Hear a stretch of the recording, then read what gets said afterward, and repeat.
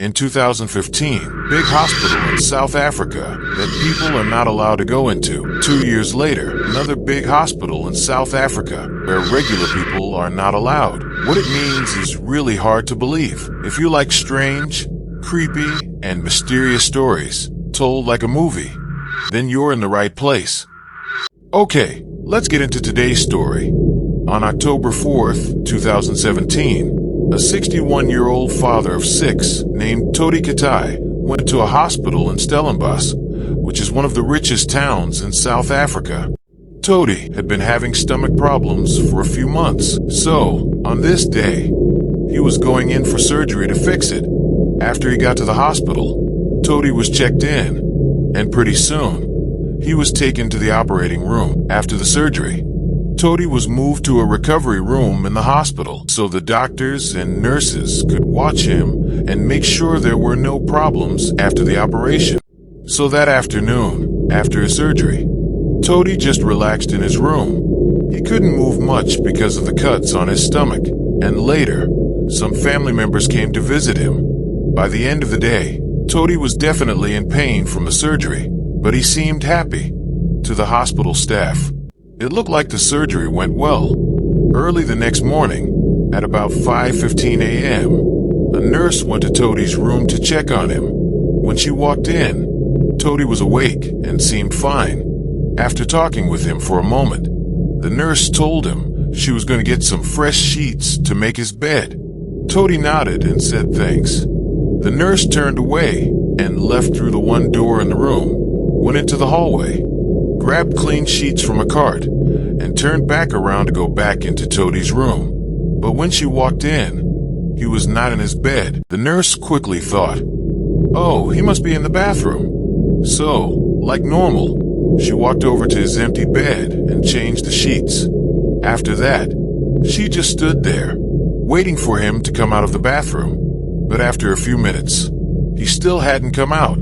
So the nurse walked over and knocked on the bathroom door. She called out, asking if he was okay, but there was no answer. So she tried the handle and saw that it was unlocked.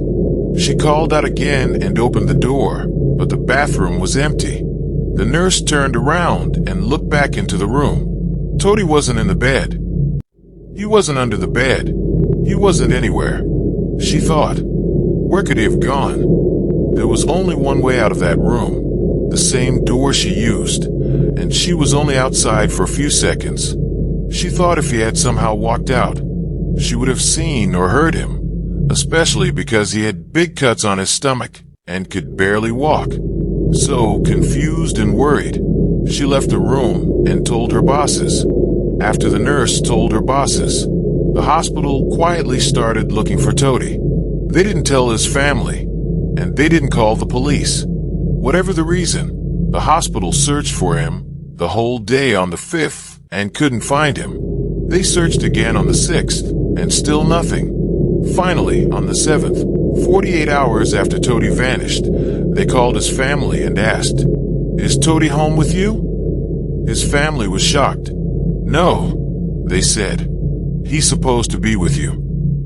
The hospital told them he had left 2 days earlier.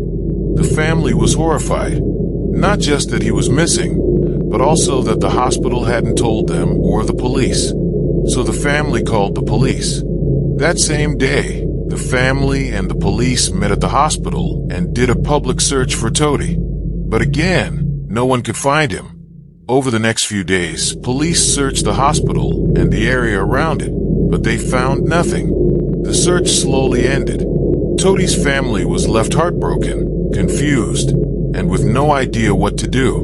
Then, on October 20th, 15 days after Todi disappeared, some construction workers were doing renovations at the hospital. One of them climbed up into the ceiling of one of the floors.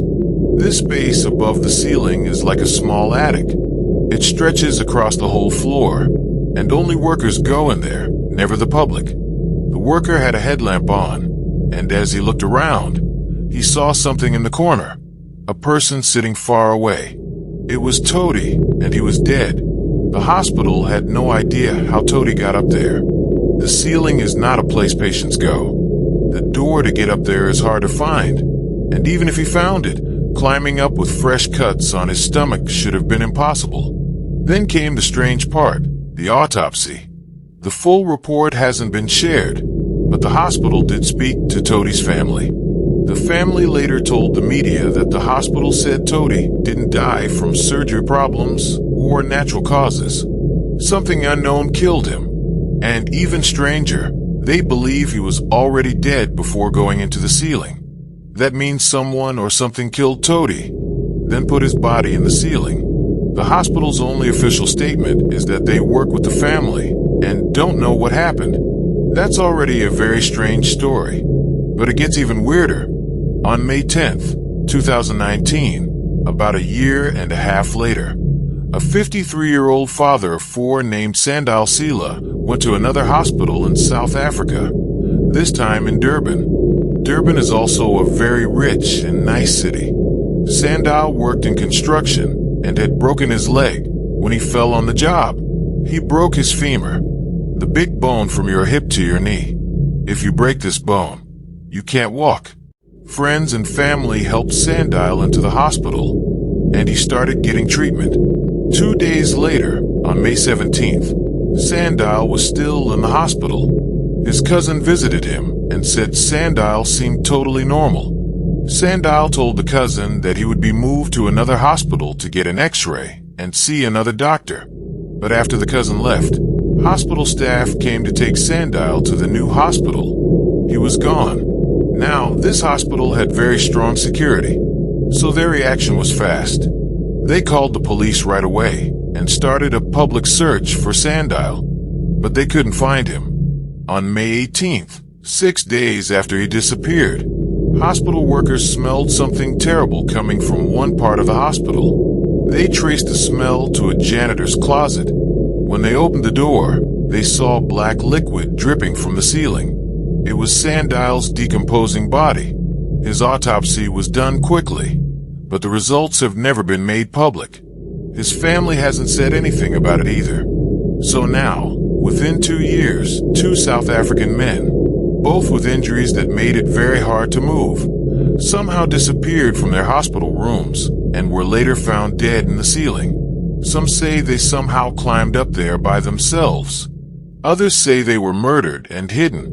And some think this might be an example of spontaneous teleportation, where someone suddenly vanishes and reappears somewhere else. But for now, no one knows the real answer. So it's up to you to decide what you believe.